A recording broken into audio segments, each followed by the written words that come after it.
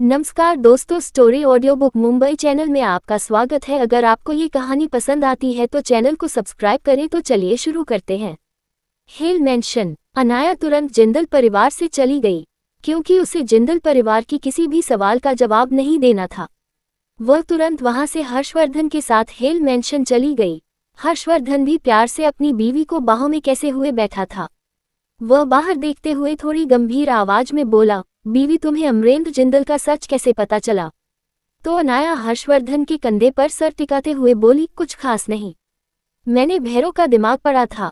जब मुझे पता चला कि बटलर और उसकी बीवी ही असली मोहरे है तो मैं नजदीक से उस पर नजर रखवाए और पिछले 40 सालों में उन लोगों ने क्या कुछ नहीं किया और कौन कौन से काम किए उसकी एक लिस्ट निकलवाए। और सबसे आश्चर्य की बात है कि जब जब जिंदल परिवार में कोई मुसीबत आई या फिर कोई हादसा हुआ तब तब जिंदल परिवार की यथाकथित बड़े भाई यानी कि बुजुर्ग अमरेंद्र जिंदल अपनी लंबी यात्रा से वापस आते थे। ये चीज मुझे काफी अजीब लगी और यह वजह काफी थी उन पर शक करने के लिए।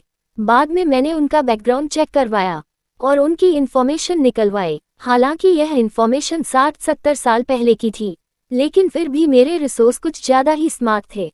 उन्होंने अमरेंद्र जिंदल की पूरी जिंदगी को कागजों पर उतार दिया और जैसे जैसे इन्फॉर्मेशन मिलती गई वैसे वैसे मुझे समझ आ गया कि जिंदल परिवार की बर्बादी के पीछे किसी और का नहीं, अमरेंद्र जिंदल का ही हाथ है। हालांकि मैं उसके साथ थोड़ा और खेलना चाहती थी, लेकिन अब मैं अपने आसपास की दुश्मनों को खुला नहीं छोड़ना चाहती। मैं चाहती हूँ हमारे बच्चे के आने से पहले मैं हमारी जिंदगी के सारे कांटे को एक साथ निकाल दूँ। इसीलिए मैं जिंदल परिवार की सारी मामलात को जल्दी निपटने के बारे में सोच रही थी। हालांकि अरुणा जिंदल अभी भी थोड़ी बेवकूफ है, लेकिन बाकी परिवार सही है और मैं अब कोई प्रॉब्लम नहीं चाहती हूँ। वही हर्षवर्धन अपनी बीवी को गौर से देखते हुए प्यार भरी आवाज में बोला, बीवी, तुम सच में काफी स्मार्ट हो। तुम चिंता मत करो, मैं तुम्हें और अपने बच्चों को बहुत अच्छे से प्रोटेक्ट करूंगा। ये बात सिर्फ कहने की नहीं थी। ये कहते हुए हर्षवर्धन की आंखों में एक संकल्पना थी, जैसे उसकी जिंदगी में उसकी बीवी और बच्चा ही सब कुछ होगा। वही अपने पति की बात सुनकर अनाया मुस्कुराते हुए उसे एक किस देते हुए बोली, वैसे हस्बैंड, इतनी सीरियस होने की जरूरत नहीं है। तुम्हारी बीवी बिल्कुल भी कमजोर नहीं है और न ही हमारे प्यार की निशानी भी कमजोर है। मैं उसे इतना ताकतवर बनाऊंगी कि पूरी दुनिया उसके सामने झुकेगी। ये कहते हुए उसकी आंखों में एक शैतानी चमक थी। ऐसा नहीं था कि अनाया कोई स्वार्थी और लालची इंसान थी, लेकिन उसने अपनी एक जिंदगी कमजोर और खोखले रिश्तों को निभाने में बिता दी थी। अब उसका सिर्फ एक ही मकसद था, एक अच्छी और हेल्दी जिंदगी जीना और अपने दुश्मनों से बदला लेना। इस बीच वह अपने बच्चों को कमजोर तो बिल्कुल नहीं बनाना चाहती थी। वह चाहती थी उसका बच्चा लोगों पर राज करे, बना कि लोग उसको नीचे लाकर उसका फायदा उठाएं। वह जानती थी कि उसके बच्चे का ये सफर आसान नहीं होगा।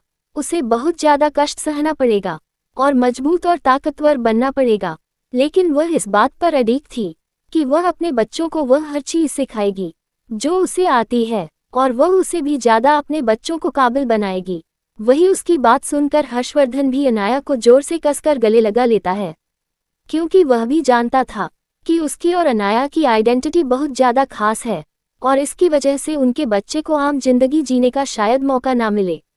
ना ही उसका बच्चा आम लोगों की तरह खुशहाल हो, लेकिन वो उसे प्रोटेक्शन दे सकते थे और उसे बिना साजिश का बचपन दे सकते थे, जिसमें कुछ सीखने का जज्बा होगा और कुछ हासिल करने की चाह होगी। यही सब कुछ बातें करते हुए वह हिल मैंशन पहुंच गए थे। वह जैसे ही अंदर गए वह एक खाली कमरे के बाहर पहुंचे। वह कमरा पूरा सफेद रंग से रंगा हुआ था। वहां पर हर चीज सफेद थी, दीवारों से लेकर कपड़ों तक हर चीज सफेद थी। यहाँ पर एक लड़की को पकड़ कर रखा गया था। यह कोई और नहीं, सुरभि जोशी थी, अनाया की डॉक्टर, जो उसे ब्लड सैंपल लेने आई थी। दरअसल अभी तक हर्षवर्धन और अनाया ने उसके साथ पूछपछ नहीं की थी। वह एक डॉक्टर थी। अनाया पहले पूरी हकीकत जानना चाहती थी, उसके बाद ही कोई एक्शन लेना चाहती थी। इसीलिए उसने व्हाइट रूम टॉर्चर उसे दिया था। यह एक तरह का मानसिक टॉर्चर है जिसमें किसी इंसान को पूरे ही व्हाइट कमरे में रख दिया जाता है। यहाँ तक कि उसका खाना भी सफेद कलर का होता है। उसके कपड़े से लेकर हर चीज उसे सफेद कलर की ही मिलती है। एक वक्त ऐसा आता है जब उसका दिमाग ये टॉर्चर बर्दाश्त नहीं कर पाता। अगर किसी को प्योर वाइट कमरे में हर चीज सफ़ेद दे दी जाए तो वह इंसान कुछ ही घंटे में दिमागी तौर पर कमज़ोर हो जाता है। बिल्कुल वही तरीका अपनाया था अनाया ने सुरभि पर। सुरभि को अभी भी वहीं पर बंद करके रखा गया था। जैसे ही उसने अनाया को देखा, वह गुस्से में चिल्लाते हुए बोली, तुम्हें पता भी है तुमने किसे पकड़ कर रखा है? मेरा परिवार तुम्हें इतनी आसानी से नहीं छोड़ेगा। एक बार अगर जोशी परिवार को पता चल गया कि मैं किडनैप हो चुकी हूँ तो उसका खामियाजा तुम सबको पूछना पड़ेगा। वही यह सब कुछ सुनकर अनाया उस पर हंसते हुए बोली, लगता है तुम खुद को कुछ ज्यादा ही महान समझ रही हो। ये बात तुम्हें भी पता है, जोशी परिवार एक स्वार्थी परिवार है। उसे किसी इंसान के जीने मरने से कोई फर्क नहीं पड़ता है, खास करके तक जब तुम जैसी लड़की उसके लिए कोई मायने नहीं रखती। ना ही तुमने अपनी जिंदगी में कुछ ऐसा अचीव किया है जिस वजह से जोशी परिवार को कोई फायदा हो, या फिर ना ही तुमने किसी ऐसे इंसान से रिश्ते जोड़े हैं जिसे जोशी परिवार को फायदा हो। तो फिर वह भला तुम्हें ढूंढेगी क्यों? तुम उसके लिए बिल्कुल ऐसा इंसान हो जो किसी काम का नहीं है। वैसे भी तुम भी यह बात बहुत अच्छे से जानते हो, जोशी परिवार में लड़कियों की कोई इज्जत नहीं है। वही यह सब कुछ सुनकर सुरभि अविश्वास में अनाया को देखते हुए बोली, तुम्हें इस बारे में कैसे पता? और तुम्हें मेरे परिवार की इन्फॉर्मेशन कैसे मिली? वह तो बहुत अच्छे से छुपाई गई थी। ये सुनकर अनाया काफी एटीट्यूड से उसके सामने बैठे हुए बोली, जाहिर सी बात है मुझ में वह काबिलियत है। वैसे भी जोशी परिवार कोई इतना भी महान परिवार नहीं है जिसकी इन्फॉर्मेशन निकालना इतना मुश्किल हो। वही यह सुनकर सुरभि को गुस्सा आया, क्योंकि वह अपने परिवार को कुछ ज्यादा ही महान समझती थी। एक तो उनके पूर्वज शाही परिवार में वैद्य डॉक्टर थे, दूसरा उनके परिवार में सालों से मेडिकल जीनियस पैदा हो रहे थे, जिस वजह से उसका मानना था कि जोशी परिवार एक रिपीटेड डिग्निफाइड परिवार है जिसकी कोई भी इंसल्ट नहीं कर सकता। और अनाया ने उसके मुंह पर ही उसके परिवार की इंसल्ट कर दी थी। इसीलिए वह गुस्से में बोली, बस बहुत हुआ। तुम्हारी हिम्मत कैसे हुई मेरे परिवार को बदनाम करने की? मैं तुम्हें छोड़ूंगी नहीं। एक बार बस मुझे यहाँ से बाहर निकलने दो। मैं तुम्हारी ऐसी हालत करूंगी कि कोई तुम्हें पहचान भी नहीं पाएगा, और तुम्हारा ये घमंड तो मैं तोड़कर रहूंगी। वही उसकी बकवास सुनकर अनाया की आंखें तीखी हो गई। तभी हर्षवर्धन अपनी कड़क मगर रौबदार आवाज में बोला, उसके लिए तुम्हें यहाँ से बाहर भी निकलना होगा, वह भी जिंदा न। और मुझे नहीं लगता कि तुम्हारे पास वह काबिलियत है कि तुम यहाँ से जिंदा बाहर जा सको। ये सुनकर सभी को गुस्सा आया, लेकिन वह हर्षवर्धन की खूंखार आंखों से डर गई। लेकिन उसे यकीन नहीं हो रहा था कि कोई उसके साथ इस तरह से बिहेव कर सकता है। तभी अनाया उसके सामने बैठते हुए अपनी खतरनाक आवाज में बोली, ठीक है, जो मैं पूछने आई हूँ उसका जवाब दे दो, उसके बाद तुम यहाँ से जा सकती हो। ये सुनकर सुरभि को गुस्सा आया। वो दांत पीसकर बोली, मैं तुम्हें कुछ भी नहीं बताने वाली। ये सुनकर अनाया बोली, तो ठीक है, हम चलते हैं, तुम यहाँ आराम से रह सकती हो। वैसे भी तुम्हारे परिवार को तुम्हारी कोई चिंता नहीं है, उन्हें तो पता भी नहीं है कि तुम गायब हो। ये सुनकर सुरभि बोली, ऐसा नहीं हो सकता, भले ही वह मेरी परवाह न करें, लेकिन मेरे कुछ भाई जोशी परिवार की हेड की पोजीशन के लिए फाइटिंग कर रहे हैं। वह हर वक्त मेरे कामों पर नजर रखते हैं, उन्हें तो पता चल जाएगा कि मैं गायब हूँ। ये सुनकर अनाया हंसते हुए बोली, लेकिन उन्हें पता चलने से क्या फर्क पड़ता है? फर्क तब पड़ता है जब वह तुम्हें बचाना चाहिए। और जैसा कि तुमने कहा, तुम लोग एक दूसरे की दुश्मन हो।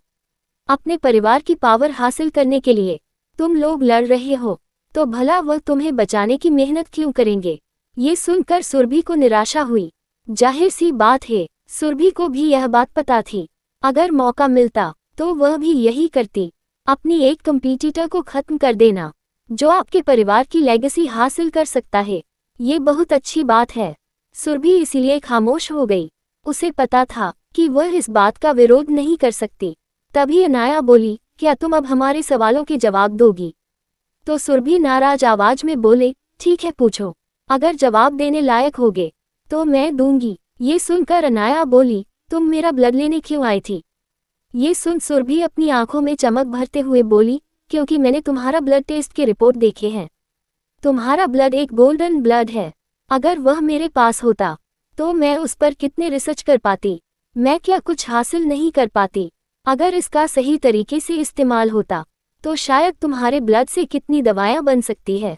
ये सुनकर अनाया की आंखें कठोर हो गई, क्योंकि सुरभि इस वक्त उसे किसी एक्सपेरिमेंट मटेरियल की तरह देख रही थी और यह चीज अनाया से बर्दाश्त नहीं हो रही थी। अनाया कड़क आवाज में बोली, बस बहुत हुआ। जो पूछा है उसका जवाब दो, आगे बताने की जरूरत नहीं है। क्या सुरभि बताएगी सच? और क्या होगा जब जोशी परिवार को इस बारे में पता चलेगा? क्या अनाया के खून में छुपा है कोई राज? अगर आपको अगला एपिसोड चाहिए तो लाइक करें, कमेंट करें और चैनल को सब्सक्राइब करें।